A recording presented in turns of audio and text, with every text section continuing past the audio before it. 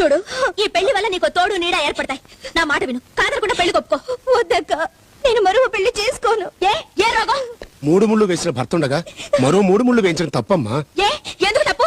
ఆ మొగుడనే వాడు ఉన్నాడో లేదో తెలీదు, వస్తాడో తెలీదు. తన గురించి తన బ్రతుకు గురించి ఆలోచించకుండా పారిపోయిన వాడి కోసం జీవితాంతం ఎదురు చూస్తూ ఒంటరి బ్రతుకు బ్రతకాలా? ఏమండి, దానికి మీరైనా చెప్పి పెళ్లి కొప్పించండి. అలాగే మనీషా, ఈ పెళ్లి చేసుకో.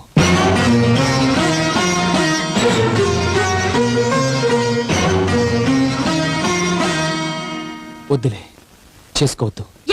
ఎందుకు చేసుకోవద్దు? ఒకసారి పెళ్ళైన పిల్లకి రెండోసారి పెళ్ళంటే తప్ప.